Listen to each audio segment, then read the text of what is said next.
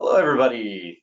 Welcome to a comprehensive guide to the ANSI ISEA Z358.1-2014 and emergency shower and eye wash compliance. Thank you very much for attending. There are a ton of you today, and many are still rapidly joining, which is awesome. We're going to have just a huge group on this webinar. So thank you for being here. We greatly appreciate it. To get started, just a quick reminder that the presentation is not meant to be distributed widely. It's an educational tool, so keep that in mind as we move forward. But we are going to share this information with you post-webinar. So we'll make sure to get all this into your hands, okay? Ensure that you're asking questions anytime during the presentation. There's the control panel there. Use the questions section. It's being watched on the back end. You'll likely get a response. It may not be an immediate answer to your question. I'll try to answer them towards the back end of the webinar, but we had a bunch of great questions submitted beforehand that I'm going to try to knock out and get to just as many as I can. So any questions that I can't answer live on the webinar will be addressed in the follow-up materials. There will be an Excel spreadsheet that'll go out, that'll have the questions, it'll have the answers. It'll just have your first name so that you know where yours is with keeping some anonymity. Also, in the follow-up email, tons of other useful materials in there, ways to follow up with us and request additional information. The webinar is being recorded. It's going to be available on demand on our YouTube channel, Haas YouTube channel, and a link sent to you in that follow-up material about 24 to 48 hours after the presentation. It varies based on how many questions they were, how difficult those questions are to answer. Because we want to make sure we get you the right answers, we get you a timely answer, and it's as useful as possible to you. Now, there will be poll questions launched throughout the presentation. Your participation is greatly appreciated on those. Two of them are just interactive polls, so you can kind of see where everybody else is on a particular subject. And then the follow-up survey, a follow-up survey, I should say, will be sent out after the webinar. For your participation, I'll bribe you with a $5 Starbucks gift card for participating in that. So thank you ahead of time, and coffee is on us for that. Thank you. Now, my name is Justin Dunn. I am the Senior Field Marketing Specialist. I've been with Haas for 8 years and been doing the webinar for, well, both of our webinars for, gosh, good years and years now. On the back end, making sure that everything runs smoothly is Alex McCombs, our marketing coordinator. Alex, do you want to say hi real quick? Yeah, hi everyone. I'm Alex McCombs, and I'll just be running our poll questions throughout the webinar today. Like Justin had mentioned, please feel free to ask any questions as you may have in the chat. I'll get to as many as I can during the webinar, but if not, answers will be included in the follow-up email after the webinar today. Thank you. And then let's touch on our agenda real quick.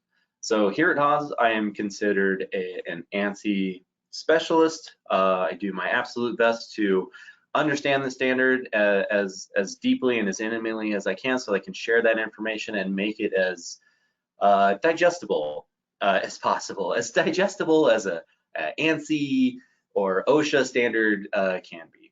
So we're going to cover what the standard is. We're going to go over the significant requirements of the standard. We're also going to cover quickly how to test for each of those requirements, so you know exactly what to do on site. Best practices for emergency equipment. We're going to leave you with some resources for achieving compliance on site. So if you are aware of any gaps in your emergency equipment performance and so on, we can give you some tools to help you into compliance. And then we'll end with the Q&A, and I'll get some questions answered. Now, before we get started, we'll launch poll question number 1. Alex will take care of that. Alrighty, getting into our first poll question of today. Please just select one of the options listed below. The options are, well, the question is, which best describes your role in choosing face washes, face washes? Place the order, install and or maintain product, specify product in plans, decide or make recommendation. I do not have a role. I will give you all some time to select an answer.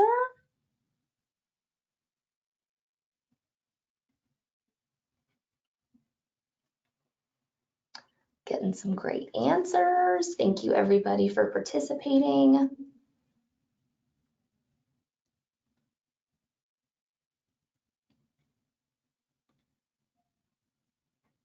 Alrighty, and I'm going to go ahead and close that poll. Thank you everybody. Yeah, thanks for participating in those. They help us gear the information correctly, improve this product for you and future attendees, and so on. So thank you for being a part of that. Now, most of you, given that you're attending this webinar, probably know who OSHA is, the Occupational Safety and Health Administration. The boogeyman isn't so scary, you know, but their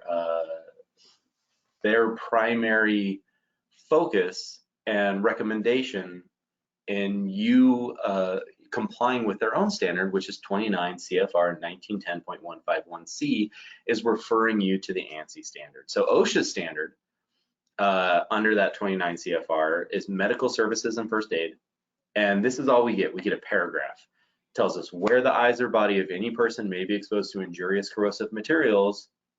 Suitable facilities for quick drenching or flushing of the eyes and body shall be provided within the work area for immediate emergency use. It doesn't tell me how to do this.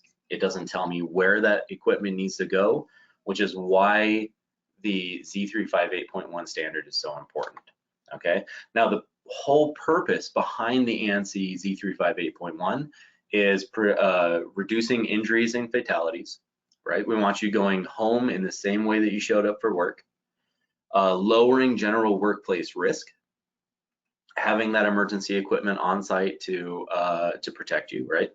And making sure that it works correctly, and then lowering lost time and money for both the employee and for the employer, right? Not only are you missing out on work if you're potentially injured or something happens to you, but there may be litigation, there may be other ways that this is going to impact the company and the employee negatively financially. And by having properly functioning emergency equipment, we can get you back to work faster. We can save your eyesight.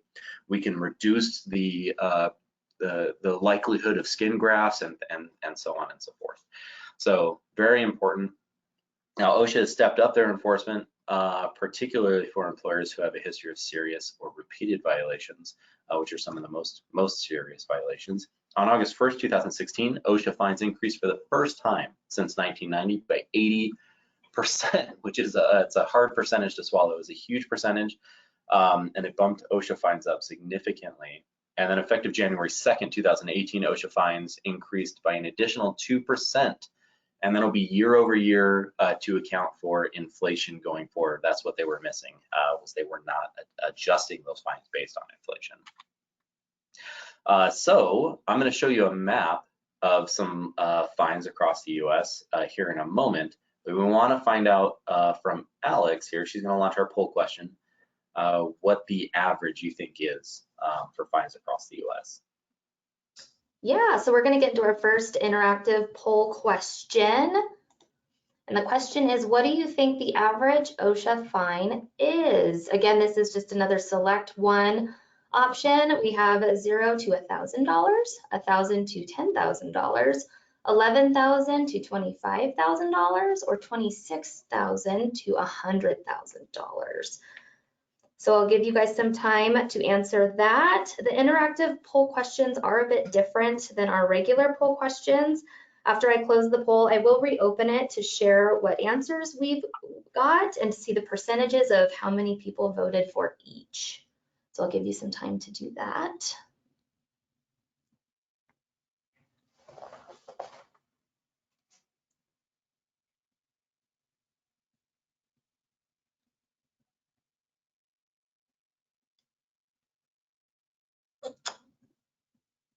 Alrighty, I'm gonna go ahead and close.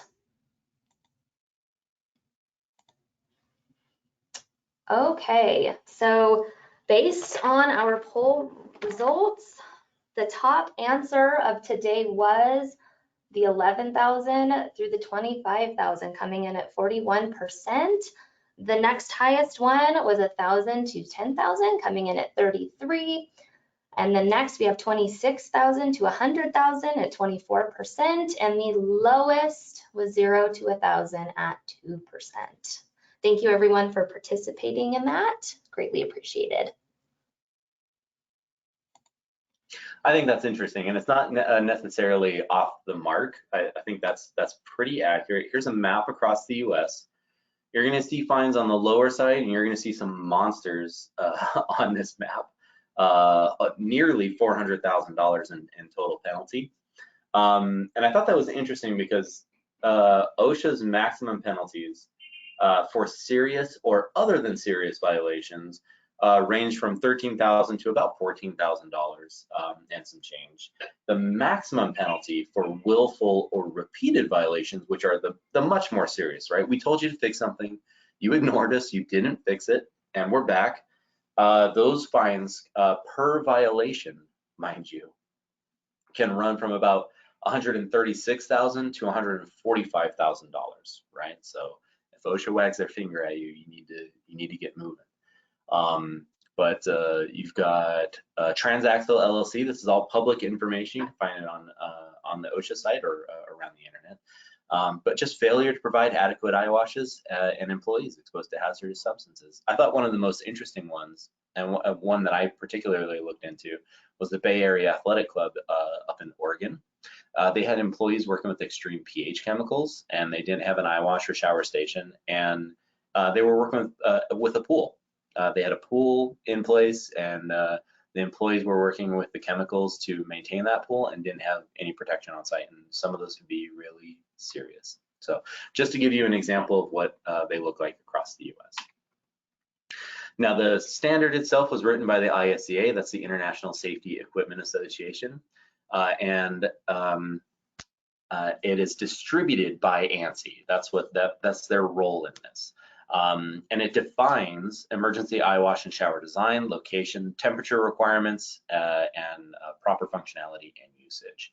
Again, OSHA references the ANSI standard. It's not officially adopted, but they do this in many cases, and they say if you want to be compliant with 1910.151C, you have to look at Z358.1.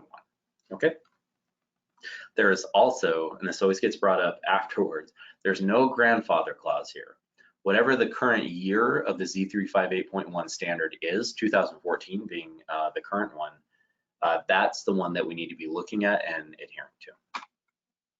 Now, it was first published in 1981. It's had many revisions since. Some of the more important and more recent changes included a temperature range for water delivery, finally simultaneous use requirements. There was no requirement to align the eyewash with the shower before 2009, but it was a preference. Design, manufacturing, installation of emergency equipment, and location, which was super important. Now we're going to jump into the significant requirements, and I'm going to tell you quickly how to test for each one. But first, you need to know that emergency equipment has to be activated on a weekly basis. Weekly is very important, and I'll show you why here in just a moment. But this is very simple. Now, if it's a plumbed piece of equipment, you have to activate the equipment, ensure there's water at the heads of the device, and that duration of activation just has to be long enough for the dead leg in the piping to get cleared out. Okay, that's where we're going to get our nasty growth, debris is going to collect, and we may have run into flow issues. Okay, also it will help ensure on a weekly basis that your emergency equipment is functioning correctly and that your employees are protected. Now, for portables, for self-contained equipment, this is just a visual inspection, right? We can open up the lid, we can check the pressure gauge, and ensure that those portable devices are full they're charged and they're ready to go. There's no need to actually activate portable equipment on a weekly basis. Now, I know you're wondering, but Justin, what happens if I don't test? This is what happens. You get the chocolate wedding fountain, you get the Gatorade coming out of the Eyewash, you get coffee. I think that's concentrated evil in the top left-hand corner. The color and consistency of the water is not going to be at the quality and level that you're going to want for flushing contaminants out of your eyes. Okay, this is why weekly testing is so important. We can help keep the lines clear, we can keep the water clean, and we can ensure that the quality of water is potable and usable. Okay, sorry I had to put you through that. Those are pretty gross. Now the ANSI annual inspection is required as well. So on an annual basis, you have to test everything head to toe. Okay, that's our checklist on the right. We'll provide you with a version of this in the follow-up material, so you have that. You can share it, print it, order them, whatever you want. We'll get these into your hands however you'd like us to do so. We even have a waterproof version, which is pretty cool. But this gives you all of the requirements that are required on an annual basis. And I'm going to cover what that looks like for the remainder of the webinar. Now, the tools that you'll need include a tape measure, an Eyewash gauge, a 5-gallon bucket with the 2-gallon water line marked, a shower sock and pole, a thermometer to check the temperature, and some form of Z358.1 checklist. That's our 9011 test kit on the right there.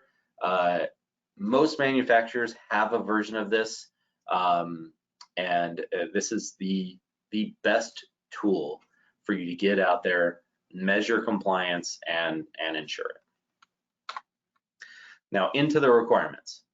Number one, it's got to be accessible within 10 seconds or 55 feet. 10 seconds was difficult to measure, so 55 feet as a solid measurable distance was added to the appendix of the standard a while back, so we had a measurable distance. We could hit it with a tape measure. We're all built differently, so 10 seconds was difficult to gauge. So you got to check for the proximity from the hazard to the emergency equipment. It's got to be within that 55 feet. Now, it also needs to be located on the same level as the hazard. We can't have stairs, containment berms, and things that would be considered tripping hazards and changes in level, okay? If you have a hazard that could potentially expose somebody on level 1, but there's a catwalk, a level 2, then you need emergency equipment on both levels, right? So we can't be traversing stairs and things of that sort in the condition that we might be in and prolong the amount of time between exposure and first aid treatment. Now, it also has to be free of obstructions. As you can see over on the right, emergency equipment, you know, you install it, you have to have it. And some facilities, some programs don't keep up on ensuring that they are free of obstructions, tripping hazards, and things of that sort. It's important to stay on top of that stuff. So make sure there are no obstructions in the path of travel. We don't need to make an obstacle course for the victim. Now, the area needs to be well lit and easily marked with easily identifiable, highly visible signage. Okay, just like on the right here, if you were working outdoors, if you were working indoors, whatever, and you had to track down emergency equipment, it is so important that you be able to identify it quickly and travel to it immediately, right? You may not always be super familiar with your a work area that you're in, and being able to identify emergency equipment is incredibly important. So check for proper signage and make sure that it's lit well enough to see it from a distance, 55 feet specifically.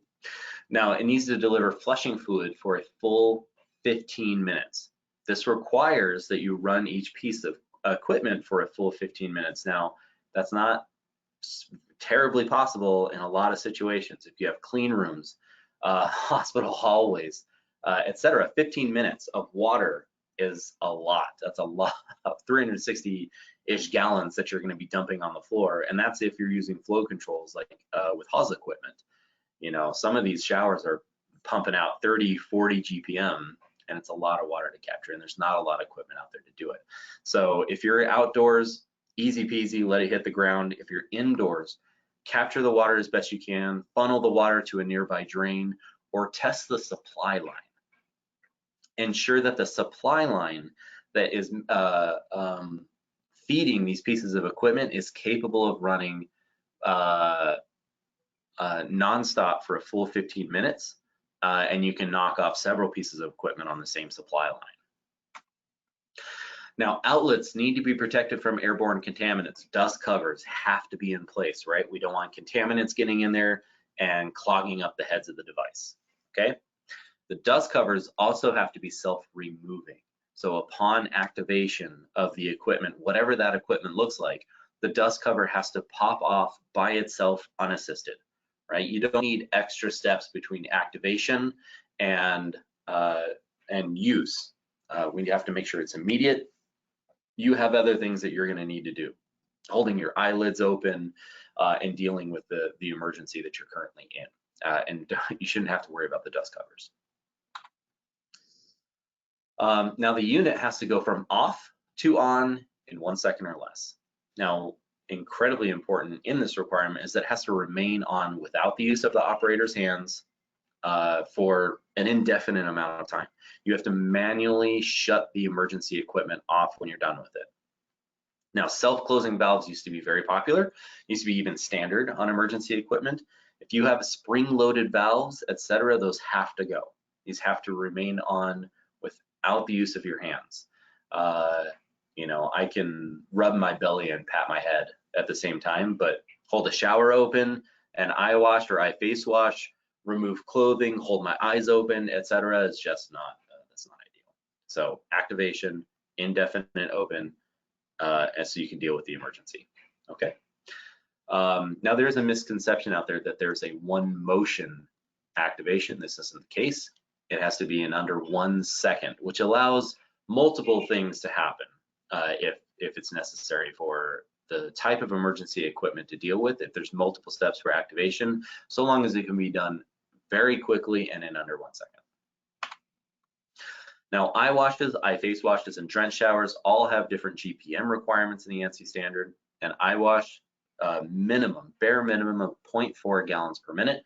There are no maximums in the ANSI standard. However, there are things in place to help keep this equipment from performing outside the scope of what it was designed for, but I'll go over those.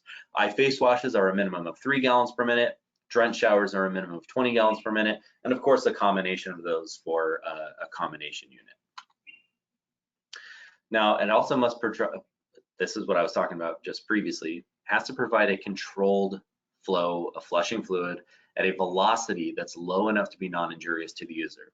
So I'd like you quickly in your mind, put yourself in the shoes of somebody who's just exposed to corrosive chemicals.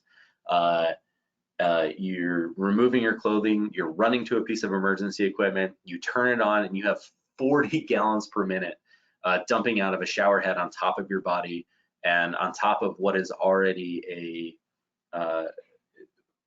a body whose condition of your skin is not in the greatest shape, right? It's going to be just an awful experience. So controlling the water, distributing the water evenly over the user, and making sure that victim comfort is at high of a level as possible is very important, okay? Now, what happens if you have too much water? So too much flow, this is what you get. If you don't have flow controls in place, if the flow controls are damaged, you're not getting regular maintenance done, cleaning, etc. I call these brain washers. You know, it's going to clean your eyeballs right out of your skull. That's too much water. They're easy to spot. And you need flow controls. You need a retrofit in place to make sure that we're dialing this pressure back down. Now, if you don't have enough pressure, you get the example on the right. Too little flow, and all of a sudden you're picking your favorite eye to save. It's important that we have the correct amount of water pressure to ensure performance, and we're not running into situations like this. But this is also why weekly annual testing is so important to discover these types of issues, right? Now, an Eyewash gauge is super important. This was designed by the ANSI standard. They told us exactly how to make this thing. All manufacturers have a version of this. Now, the requirement is that the flushing fluid coming from the device, the Eyewash or iFace wash, covers the areas between the interior and exterior of a gauge at some point less than 8 inches above the Eyewash nozzle. Now, the flow can exceed 8 inches. Don't get that stuck in your head. A lot of people make that mistake. I'll show you exactly how to use this thing. It's based on average human anthropometrics, so average human eye spacing, basically. The way you use this is measure to 8 inches above the head of the device, okay? That's where you want to start with the gauge, and slowly lower it all the way to the head of the device if needed, but so long as the Eyewash streams hit the gauge circles, we are fully compliant, okay? Let me give you another view of this. So overhead, you can see the gauge. We're measuring to 8 inches. We're using the gauge, lowering it, and you can see the streams from the Eyewash portion of the iFace wash head are hitting those circles perfectly. This means that it's usable. There's enough flow here. We're meeting our minimum flow rates of 0.4 for an Eyewash or 3 gallons per minute for an iFace wash, and this is fully compliant. Now, there's some other things that we need to consider with the flow from the device. Firstly, the flow pattern of the water coming out of the device has to be within 33 to 53 inches from the floor at the top of the spray pattern, not the head of the device, the top of the spray pattern. And that's making sure that it's not too high for somebody to use reasonably or too low for somebody to use reasonably. It's based on an average human height and ensuring that it's going to be usable within that range. Okay, so use the tape measure, measure from the surface floor of the victim standing on to the top of the spray pattern, and you'll know you're within compliance. You also have to make sure that there's a minimum clear space around the heads of the device by 6 inches, okay? Ensuring that it's not obstructed, we're not gonna hit our head on anything, and so on. Now, the flow rate for the shower works a little differently, and you're gonna need a couple things. 5-gallon bucket with the 2-gallon water line marked. Shower sock and pole, because they call it a drenched shower for a reason. Trust me, you're gonna wanna hold that thing in place like your life depended on it, because it's gonna be a lot of water very quickly. You're gonna need a thermometer to check the temperature while you're at it. So place the thermometer in the bottom of the bucket, place the shower sock around the shower head and into the bucket. Activate the Eyewash or iFace wash if one is present, because especially if it's a combination unit, that's what it was designed to do, and that's what we want to make sure that we're testing for. Turn on the Eyewash or turn on the iFace wash and then activate the shower for 6 seconds, okay? You're doing a couple things here. One, after the test is done, check that the 2-gallon water level mark on the bucket is met. This is the same way that like a nurse would take your pulse at the hospital. They're not actually counting the beats over 60 seconds, right? They're counting it for like 10 seconds and then just doing the math in their head. That's what we're doing here. So 2 gallons over 6 seconds, and times 10, we have 20 gallons over 60 seconds, okay? And we're meeting our bare minimum amount of water. Also, make sure you're watching the Eyewash or iFace wash for any dip in pressure. This is super important to discover simultaneous flow issues, which are a very sneaky form of non-compliance, in that a lot of people aren't out there testing their showers, and they're not testing these simultaneously. So you may have an issue and not even know it. Now, the shower flow pattern, if it can be measured in your facility without the use of a shower sock, take the shower sock off, 20 inches across at 60 inches above the surface floor of the user. Okay, it also has to be clear by 16 inches from the center of the column. One, making sure that it's not obstructed, and then the 20 by 60 inches is just based on average human shoulder spacing and height. So it's going to completely cover our body. So great example, compliant versus non-compliant. You can see how one would be much more effective than the other out there in the field. Now use the tape measure, measure across, make sure that you're hitting that 20 inches, and again, measuring up by 60 inches from the floor. The shower head has to be 82 to 96 inches above the surface floor of the user. Too low, and the pattern will be too narrow. Too high, it's not going to rinse you correctly. So just use a tape measure and measure to the outlet of water, the nozzle, whatever is spraying, wherever the water is coming from, not to the bell or whatever else other device might be attached. The pull rod also needs to be measured and cannot be higher than 69 inches from the floor. It can be lower than that by any amount, because it's reasonable to think that the taller amongst us can reach the pull rod at whatever height, totally fine. But the shorter amongst us, we want to make sure that they have full access to that pull rod, since it's a reach for some of us, and it has to be below 69 inches.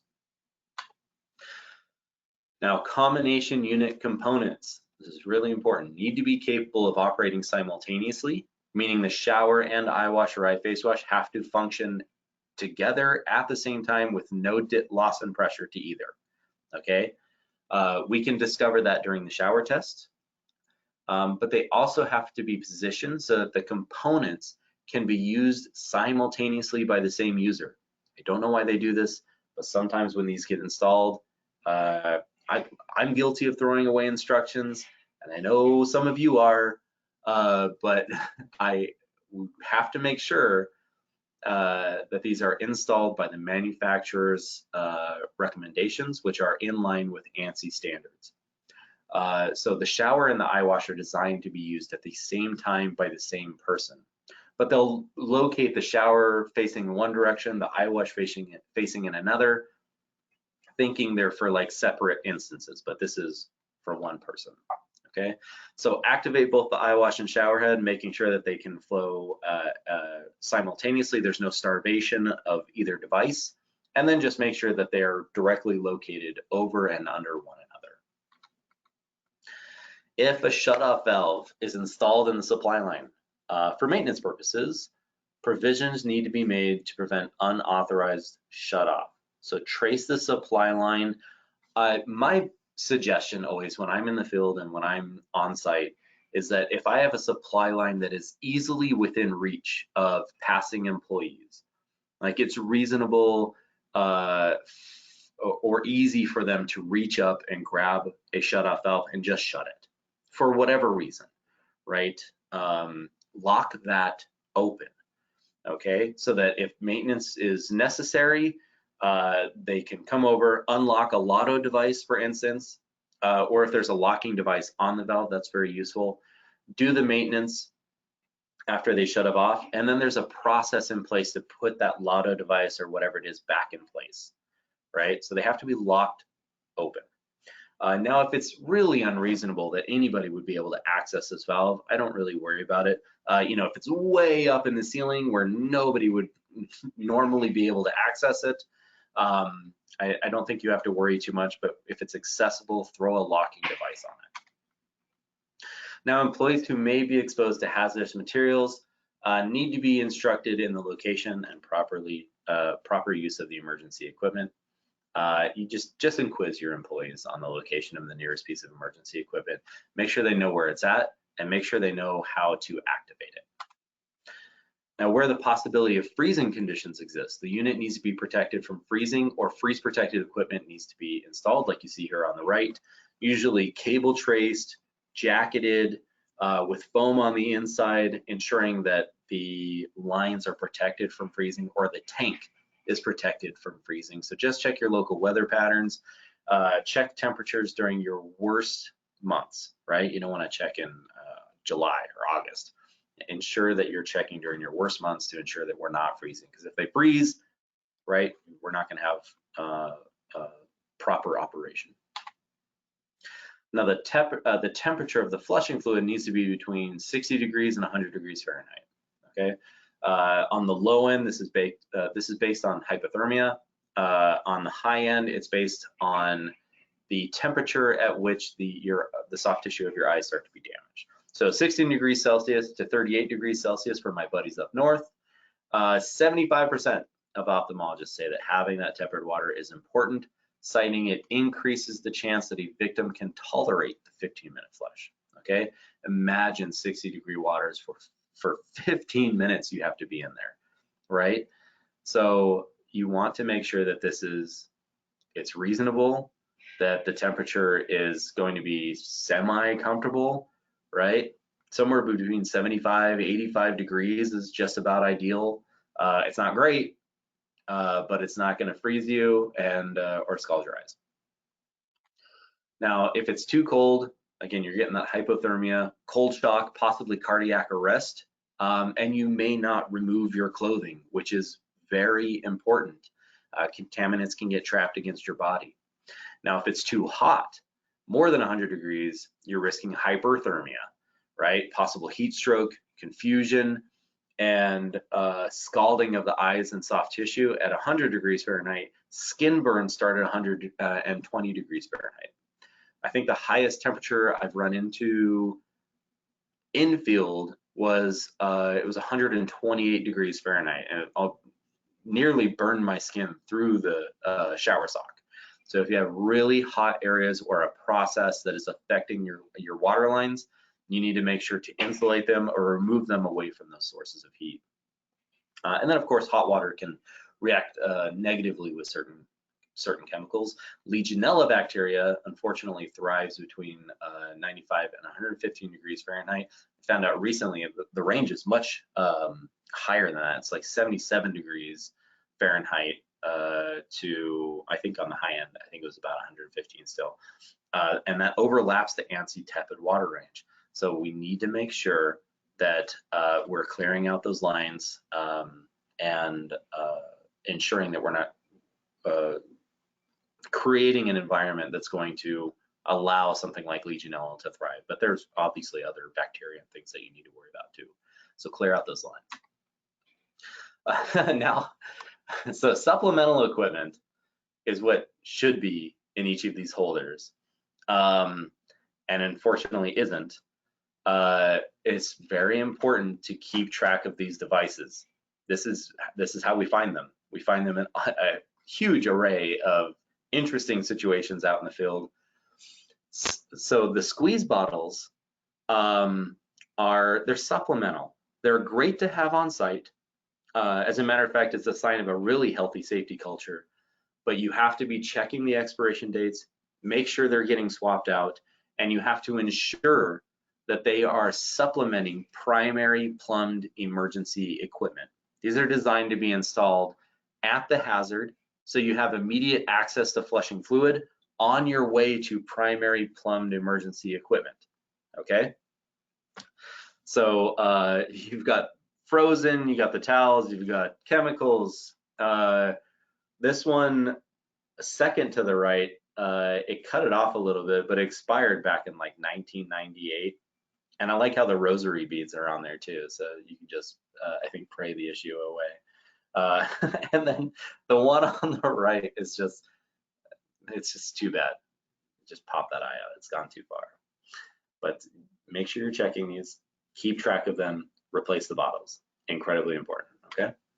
Now in the appendix, we have installation considerations, one particularly important one. A single step into an enclosure where the equipment can be accessed is not considered to be an obstruction, okay? We can't make this type of equipment or booths flush with the ground. So a single step into those enclosures is completely allowed, but just one and only for an enclosure.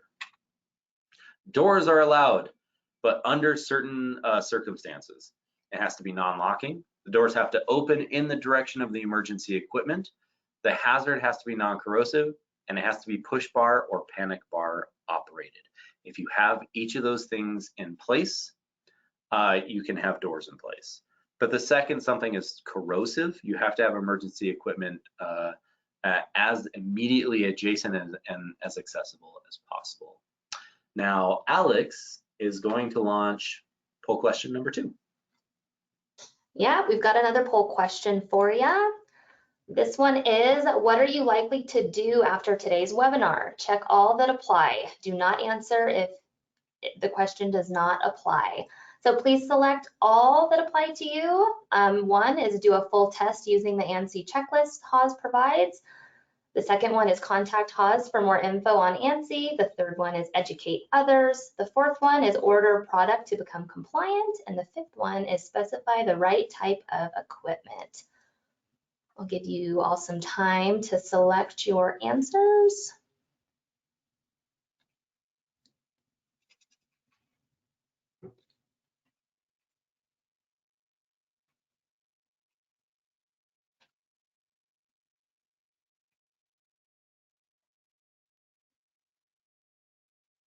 And thank you everyone for participating. I am gonna go ahead and close this poll question.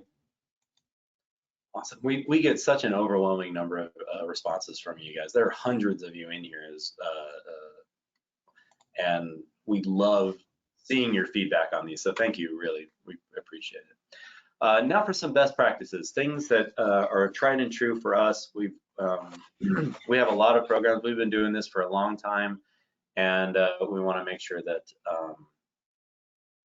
that we share some of those best practices with you. Number one, ensure that you are removing your contacts. Do not rub your eyes during an emergency if you've been exposed to something. Contaminants can get trapped between your contacts or potentially melt, and so ensure that you are removing those. Disrobe completely. You got to be in your birthday suit, including your socks and shoes. Get it all off. It is not time to be shy around your coworkers. If you've been exposed to something particularly harmful, hazardous, corrosive, save your life first. Worry about the aftermath of exposing yourself to your coworkers later. The thing here is that if you have clothes on, those contaminants will get trapped in those clothes. They will continue to harm you. So make sure you disrobe completely. The second to that is on the right. Add privacy curtains to your emergency equipment, especially if it's a corrosive hazard or something dangerous that's going to require you to disrobe. I even put a little, well, I don't, but I know the guy who does. There's a robe, a paper robe right in the sleeve there in the pocket inside the privacy curtain. So you can close them, have a private emergency, and even have something to leave in, so long as the first responders are okay with it. Bump test before high-risk tasks. If you're going to do something particularly dangerous, maybe go make sure the Eyewash or safety shower is working. Very important. Also, be cautious while assisting a coworker or somebody who's been contaminated, not to contaminate yourself. Yell, scream, whatever it is that you have to do to guide them to the emergency equipment, do so without touching them, or you're going to make it much worse. Ensure the correct type of signage is in place. We get out there in the field, we do surveys, and I can't tell you how many times I've seen a combo sign and there's just an Eyewash, or an Eyewash sign and there's a combination unit. Being able to identify the correct type of unit through the signage as you're traveling to it is very important. Also, I really shouldn't have to say this one. It would blow your mind how frequently I find electrical equipment or outlets immediately adjacent to emergency drenching equipment. Maybe don't put it next to the outlet, guys. Very important. Locate other first aid equipment adjacent to the emergency shower or Eyewash, right? I think it makes sense. Just a safety area station. If you have first aid kits, if you have whatever else, other emergency equipment you use on site, locate it near this, you know, put it all in one place. And then clean your equipment regularly, okay? Ensure that you're cleaning out the heads of the device. Ours has a built-in strainer, so you can constantly remove contaminants on depending on how bad your water is, monthly, annual, whatever basis, clean it out. Now I wanted to show you, as funny as this is, if you're a fan of The Office, as I am, this is great technique. I just wanted to show you, hold your eyes open, extra wide. Let the water really rinse out the contaminants in an emergency, okay? Now what you can't hear is that he's if you remember this episode, he's screaming because he doesn't like anything touching his eyes, which makes it extra funny. But this is great eyewash use technique. Now, this is Z358.1 -2017. And this is appropriate hazard color coding for your facility. Red being a danger stop, caution being a tripping, falling, and striking hazard, orange, a warning of parts of machinery that could cut, crush, or otherwise injure, green, the color of a particular manufacturer's safety equipment whose webinar you might be attending right now, is the location of safety equipment. Okay, green is an important color. It's a universal safety color. Okay, so make sure that we're marking areas correctly. And as you order equipment, make sure you're keeping that in mind because green means safe, right? Blue, just for policies. And then purple, gray, and black are definable by user. You can use them in any way that you deem necessary. Now, make sure they're using the correct equipment for the hazard. Eye washes, wood shavings, dust, airborne particulates, and similar areas. Eye face washes, minor incidents affecting only the eyes and face with potentially corrosive chemicals that are only serious enough to affect the soft tissues of your eyes and or face and aren't really going to affect your body or at all. But the eye face wash, main difference, 2 streams for the eye wash, and then for the eye face wash, of course, it's covering your forehead, it's covering your cheeks, and so on. The drench shower, or more aptly named decontamination shower, these are for PPE decontamination. These are for situations where I have maybe a full body suit on, I've just done something particularly nasty, and I need to rinse it off before I take it off, okay? The combination unit, chemical exposure of the eyes, face, and body, or any other situation I just mentioned. This is the most ideal type of emergency equipment for any and all situations. Now, Alex, if you would launch interactive poll number 2. Alrighty, here is our next interactive poll question. How much of your emergency equipment meets the ANSI-ISEA Z358.1-2014 standard? Please select one. We have 75% and plus, we have 50% to 74%, 25% to 49%, 1% to 24%, and the last option we have 0%. I'll give you guys some time to input your answers. This one's always interesting.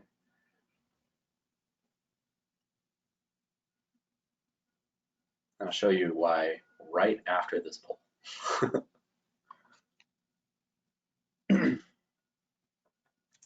Alrighty, I'll give you all a few more seconds. Thank you again for participating in our poll questions. Alrighty, I'm gonna go ahead and close this now. And here are the results. So our top result was 75% plus at 67%. Our next highest option was 50 to 74% at 18% that everyone voted. And then we are going down to the third choice to be 25% to 49%, 1% to 24%, and then the last option was 0%. So I'll share why this is interesting to us. Or if you would close the poll results, Alex, this is our findings. So what we do and what we specialize in, given we've been manufacturing and emergency equipment since the 50s, compliance is incredibly important to us, and we have a site survey program. The evaluation you see on your right, even updated now, because we're way beyond the initial evaluation that we have, and the results have stayed about the same. 78% performance-related non-compliance in the field. That means either the Eyewash wasn't working properly, the eye face wash wasn't working properly, or the shower wasn't working properly.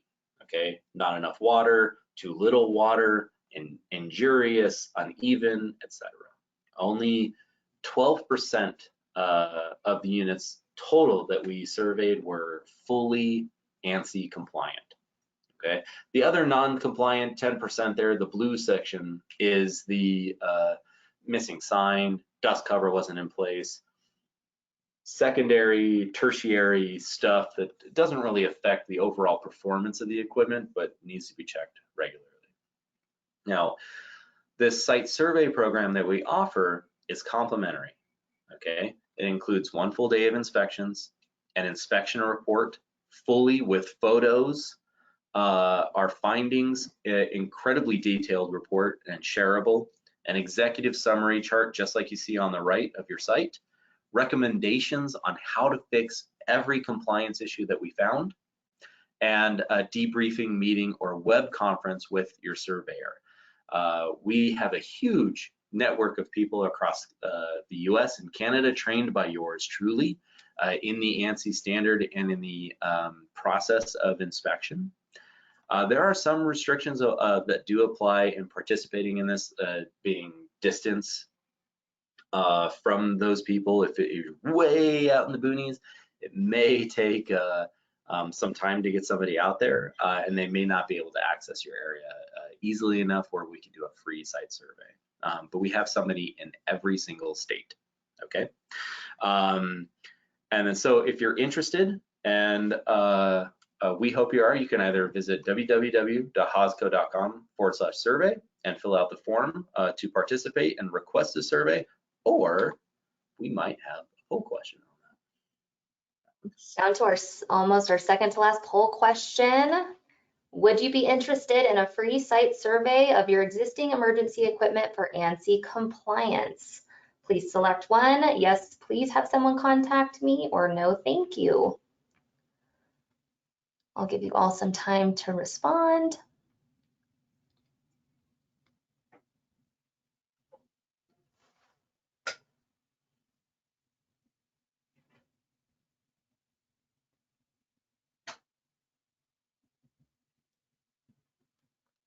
Alrighty, thank you so much for everyone participating in this. I'm gonna close it now. All right, one more tool I want to talk about, HOS services. So previously, I just let you know that we can discover everything wrong, everything that is an issue, and help along your compliance through a survey. We'll give you all the tools to find out what's wrong, how do you fix it, right? A lot of us are plagued by staffing issues, and you know, obviously maintenance, sometimes other things are just a much higher priority inside your facility. That's where HOS services comes in, okay? They can perform weekly and annual testing on site for you, okay? Most facility and safety professionals are unaware or not trained in the ANSI ISEA Z358.1 testing requirements and standards. These guys are absolute professionals. These are subject matter experts in the ANSI standard in all emergency equipment, not just the green stuff, okay? Orange, yellow, there's a red one, Shanghai Dragon, I think it's called. There's all types of emergency equipment out there, sizes, shapes, and colors, and they are experts in all of them, okay? These guys can provide weekly and annual ANSI inspections, like I mentioned, preventative maintenance contracts to continue working with you on site. We can do repairs and upgrades, startup and commissioning of new equipment, online competent person training and certification, as well as training for you and your staff, and warranty service on emergency equipment, okay? This is the most comprehensive offering in the market today, and these guys are true professionals, and they can help you fix all of those issues we just talked about, okay? So on to what I think is the last poll question. Yep, it is our last poll question, and the last one is, would you be interested in learning more about How Haas Services can help you achieve ANSI compliance. Please select one, either yes or no. And then we're going to hop into those questions. I'll give you some answers. We had a lot of great ones submitted, and we're going to get into those right after this.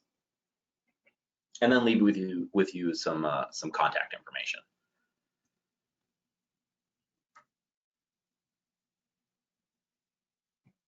Again, thank you everyone for participating in these poll questions. It really helps us to help you. So I'm going to go ahead. I got some great response and close this last poll question. Thank you again for participating in those. We just want to be as good of a partner to you as possible as a manufacturer of emergency and eyewash equipment, and making sure that we are making everybody fully aware of options for and ways for us to support you and what you want to accomplish. So William asked, what does the standard say about placement of eyewash deluge showers in areas of chemical storage use? He even gave us some examples, particularly a swimming pool equipment room, and use of pelletized chlorine bromine tablets and DE filtration media versus liquid chlorine bromine being fed into automatic feed pumps. So one of the most important things that we need to look at,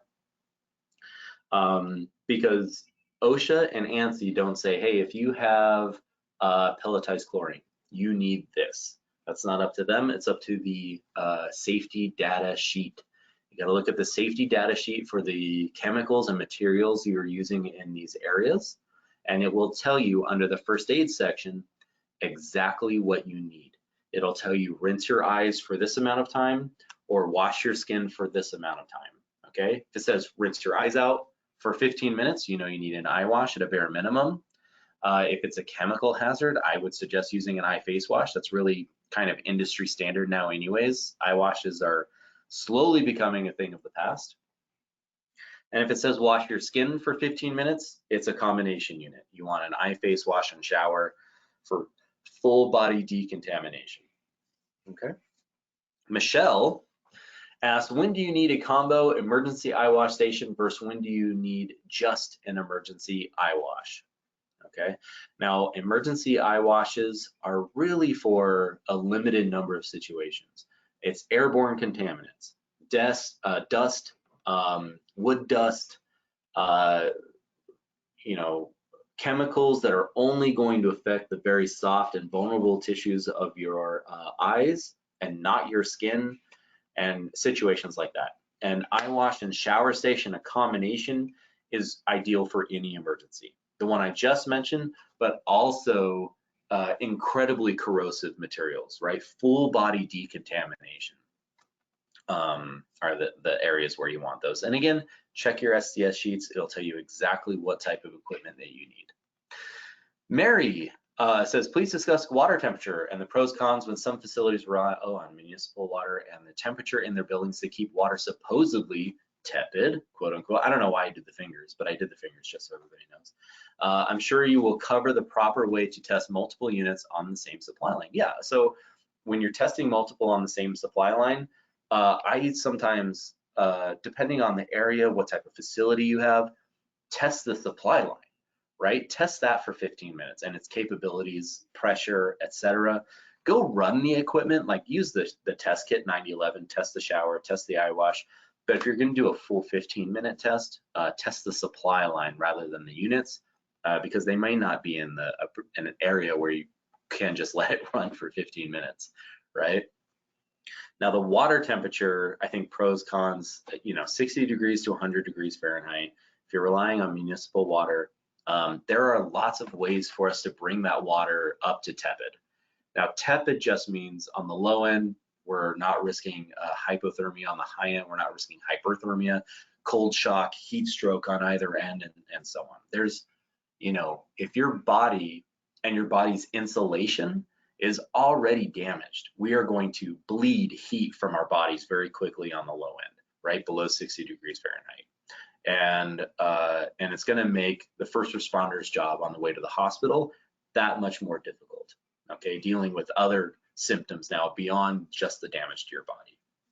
So tempering that water, very, very important. There's lots of ways we can do this. Electricity, instantaneous heaters, steam, instantaneous heaters, both can be installed on site. Mixing valves, if you already have hot and cold water, we can mix it on site and so on. Now, Kristen, understanding the door rule in regard to access of showers, again, non-locking, non-corrosive, push bar operated, and opens in the direction of the hazard. That's really all you need to know, and you can have a door. The second is it's corrosive, no door. Kelsey, are there install checklists for the standard? We need something we can give to our facilities and contractors. Absolutely, we'll share a checklist after the webinar so that you have something in hand that you can share as much and as far out as you want. They occasionally forget the height and distance from the wall. That happens a lot.